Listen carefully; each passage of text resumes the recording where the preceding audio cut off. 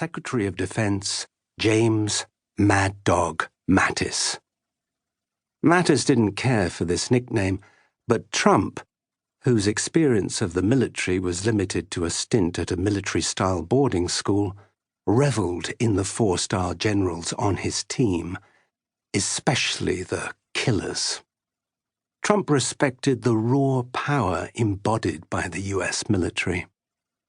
As Trump ascended the front steps of the Pentagon on the morning of July 20th, 2017, a reporter shouted, "Mr. President, are you sending more troops to Afghanistan?" An intense and largely hidden battle was then consuming Trump's war cabinet about precisely this question.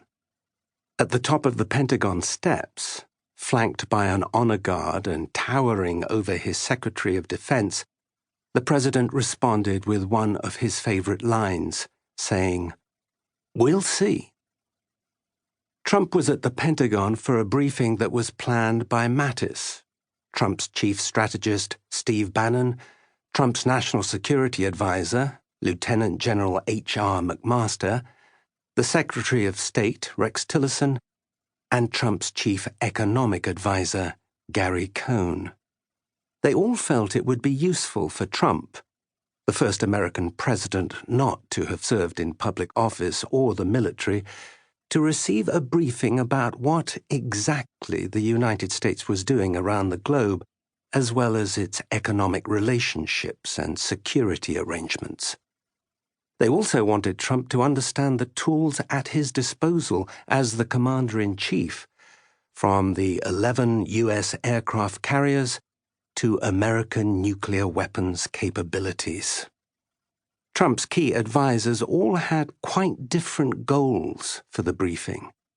Bannon was the standard-bearer of Trump's America First populism, and he hoped that the briefing would show Trump how overextended and overcommitted the United States was overseas.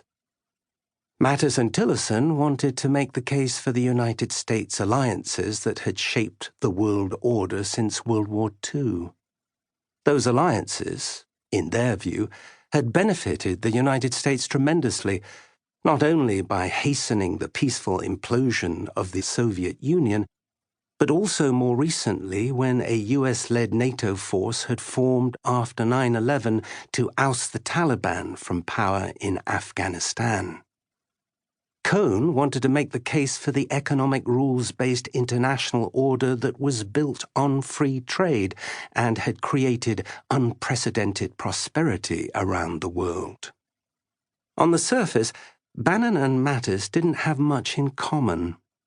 A laconic, publicity-shy general and lifelong bachelor, Mattis had enlisted in the U.S. Marines when he was 18 and had spent his entire career in the military.